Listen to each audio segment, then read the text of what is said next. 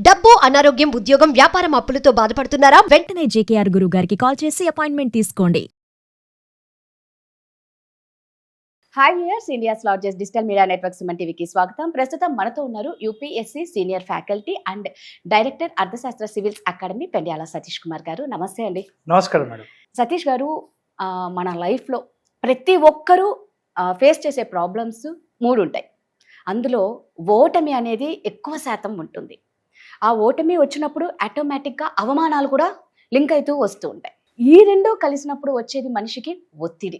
So ఈ మూడిటికి ఉన్న అవినావ సంబంధం మామూలుగా ఉండదు. దీనివల్ల ఒక మనిషి ఏదైనా సాధించాలి అనుకున్నది సాధించడానికి ఇవన్నీ ఆటంకాలు అవుతాయి. కొంతమంది మొండిగా ముందుకెళ్తారు, అది చాలా తక్కువ మంది, అందుకే వాళ్ళు సక్సెస్లో ఉంటారు. కొంతమంది భయపడి సూసైడ్ అటెంప్ట్ చేసుకోవడం, అక్కడితో లైఫ్ స్టాప్ చేయడం, అంటే ఇంకా మేము ఇంకా చేయలేము అని అంతటితో వాళ్ళ లక్ష్యాన్ని ఆపేస్తారు. ఇలా కాకుండా వాళ్ళు అనుకున్న లక్ష్యాన్ని సాధించాలంటే ఎలా? చాలా మంచి ప్రశ్న మేడం. నిజంగా ఎందుకు అని అంటే, విజయం ముందొస్తుంది, ఓటమి తర్వాతే విజయం వస్తుంది అని చెప్పేసి నమ్ముతూ ఉంటాం. విజయం ఖచ్చితంగా వస్తుంది, కానీ విజయం ఊరికి అలా తేలిగ్గా రాదు. ఓటమి, ఒత్తిడి, అవమానాలు ఇవన్నీ ఎదుర్కొన్నాకనే విజయం అనేది ఖచ్చితంగా వస్తుంది. కానీ ఇక్కడ మీకు చెప్పడం కంటే ఒక చిన్న ఎక్స్పెరిమెంట్ చేద్దామని అనుకుంటున్నాను. నాకు వైట్ పేపర్ ఇవ్వగలుగుతారా? ఇది మన లైఫ్ అనుకోండి మేడం. ఓకే. అసలు ఎలాంటి ఒత్తిడి లేదు, ఓటమి లేదు, అవమానం లేకపోతే ఇలా కింద పడుతూ ఉంటావు. అదే నువ్వు ప్రెషర్లో ఉంటే, నేను అవమానిస్తూ ఉంటే, లేదా నేను ఇంట్లో వాళ్ళు తిడుతూ ఉంటే, సమాజంలో నిన్ను ఎగితాలు చేస్తూ ఉన్నా, నీకు ఓడిపోతున్నా అని ఏంటి అని చెప్పి బాధ కలుగుతూ ఉన్నా, ఈ ఒత్తిడిలో నువ్వు నలిగిపోతూ ఉంటావు. నువ్వు నలిగిపోయే ఒకరోజు నిన్ను నువ్వు చూసుకుంటే పటిష్టంగా నించుంటావు. పటిష్టంగా నించుంటావు. ఈ అవమానాలన్నీ కూడా నువ్వు ఎదుర్కొన్నావు కాబట్టి ఇలా నించున్నావు. అవమానాలు అనేవి అక్షంతలు, ఇట్స్ బ్లెస్సింగ్స్. ఇలా నించోడానికి నీకు హెల్ప్ చేస్తుంది. సో అవన్నీ లేకపోతే మనిషి పడిపోతాడు. మనం ముందు చూసాంగా, అలా ఉంటాడు. సో అవమానం ఉంది లేదా ఒత్తిడి ఉంది అని చెప్పేసి మీరు మీ ప్రయత్నాన్ని మాత్రం ఆపకూడదు. మీ ప్రయత్నం అనేది చేస్తూనే ఉండాలి. మీకు ఒక చిన్న ఉదాహరణ చెప్తాను. థామస్ ఆల్వా ఎడిసన్ బల్బుని కనిపెట్టాడు. మనం ఇంత లైటింగ్లో షూట్ చేస్తూ ఉన్నాం. యాక్చువల్గా ఒక బల్బు కనిపెట్టడానికి 10,000 ఎక్స్పెరిమెంట్స్ చేశాడు. అంటే 10,000 సార్లు ఓడిపోయాడు. ఒక్కసారి ఆయన మెంటల్ స్టేట్ గురించి ఆలోచించండి మేడం. ఒక్కసారి ఓడిపోయాడు, రెండోసారి ఓడిపోయాడు, మూడోసారి ఓడిపోయాడు. అలా 100 సార్లు ఓడిపోయాక సమాజం నుంచి ఎంత ఒత్తిడి వస్తుంది, ఫ్యామిలీ ప్రెషర్, అతని మీద అతనికి నమ్మకం ఉండదు, నేను కరెక్టే చేస్తున్నానా అని. అలా 10,000 సార్లు తనకి తాను నమ్మాడు. లేదు నేను చేయగలుగుతాను అని చెప్పేసి నమ్మాడు. Hats off time. ఎందుకు అంటే అలా 10,000 సార్లు అతను ఓడిపోయాక లాస్ట్కి ఏదైతే బల్బుని కనిపెట్టాడో, ఈరోజు ప్రపంచానికి, దేశానికి నలుమూల గ్రామాలలో ఎలక్ట్రిసిటీ అనేది చెప్పేసి మనం చూస్తూ ఉన్నాం. ఆయన వల్ల వెలుగు అనేది వచ్చింది. ఆయన ఓడిపోతున్నాను అని చెప్పి ఆగిపోతే ఈరోజు వెలుగు వచ్చేదా? మీకు ఇంకో ఎగ్జాంపుల్ చెప్తాను. కేఎఫ్సి ఫౌండరు మన ఆస్ట్రేలియాకి చెందిన వ్యక్తి. 65 సంవత్సరాలు అతనికి కేఎఫ్సి స్టార్ట్ చేసినప్పుడు. సుమారుగా 1000 సార్లు ఆ రెసిపీని ట్రై చేసి ఓడిపోయాడు.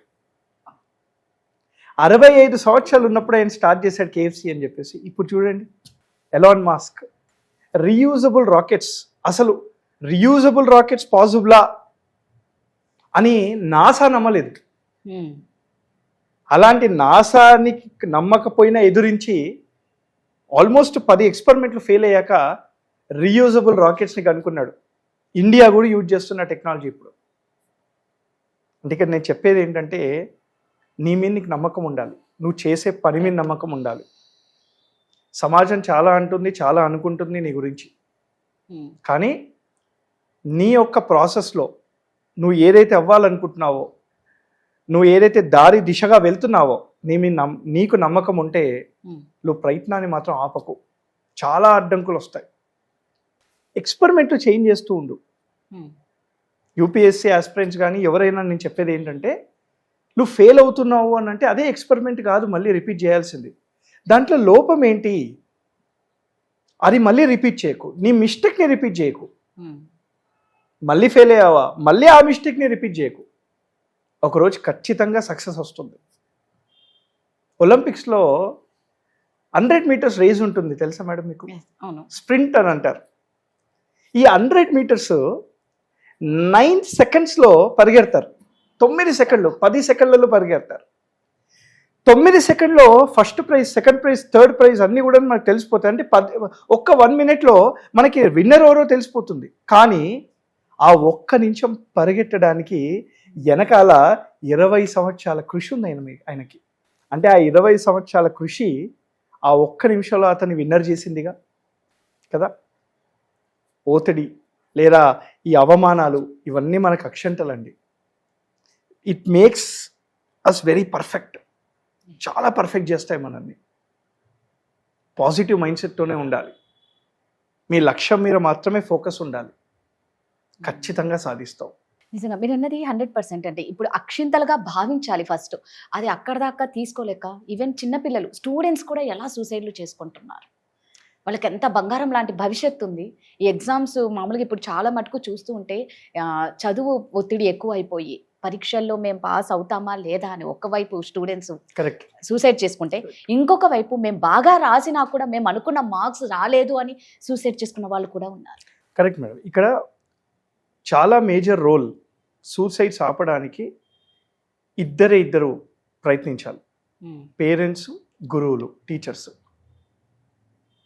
ఇది లైఫ్ కాదు అనే విషయాన్ని పదే పదే చెప్పాలి. 10th క్లాసే లైఫ్ కాదు, ఎంసెట్టే లైఫ్ కాదు, నెట్ ఎగ్జామే లైఫ్ కాదు, ఎంట్రన్స్ ఎగ్జామ్ యూపీఎస్సీయే లైఫ్ కాదు. ఇది ప్రతి పేరెంట్స్ చెప్పాలండి పిల్లలకి. ఇది లైఫ్ కాదు, ఇది లైఫ్లో భాగమే. ఇది చెప్తూ వాళ్ళలో ఏంటంటే ఆ యాంగ్జైటీని క్రియేట్ చేయకూడదు. రాకపోతే ఏమవుతుంది అని చెప్పి యాంగ్జైటీని క్రియేట్ చేయకూడదు. రాకపోతే చాలా ఉన్నాయి, అంతే అంతే. ఆప్షన్స్ ఉంటాయి, బోల్డ్ అన్న ఆప్షన్స్ ఉంటాయి. నువ్వు ఫెయిల్ అయిపోతే మా ఫ్యామిలీ పరువు పోతుంది అనే విషయాలు చెప్పకండి పిల్లల దగ్గర. మెయిన్ అదే అండి, అక్కడ పెద్ద ప్రాబ్లం అవుతుంది. Prestige issue. ఎవరు ఏం చూపించడానికి? మన పిల్లల కన్నా కాదు కదా. ఐ బిలీవ్ ఇన్ సంథింగ్ అండి. Life is all about BCD. BD మన చేతిలో ఉండదు. Birth and death. మనం ఎవరికి పుట్టాము, ఎక్కడ పుట్టాము, ఎలా పుట్టాము మన చేతిలో లేదు. అదే విధంగా ఎలా చనిపోతాము, ఎప్పుడు చనిపోతాము మన చేతిలో లేదు. ఒకటి మాత్రమే మన చేతిలో ఉంది, సి అంటే ఏంటి? చాయిస్. నువ్వు ఈ రోజులు ఎలా ఉండాలనుకుంటున్నావో నీకు అది రిఫ్లెక్ట్ అవుతుంది. నువ్వు ఈరోజు APJ అబ్దుల్ కలాం లాగా ఉండాలనుకుంటే నువ్వు అలానే ఉంటావు. నేను ఉస్సామా బిల్లాడన్ లా అవ్వాలనుకుంటే అలానే అవుతావు. ఎంసెట్ నీ జీవితము అని చెప్పేసి అదే చాయిస్గా పెట్టుకుంటే మాత్రం ఒత్తిడి. IASఏ కావాలి అని అనుకుంటే ఒత్తిడి. There are many things in life to do. చాలా ఉన్నాయి.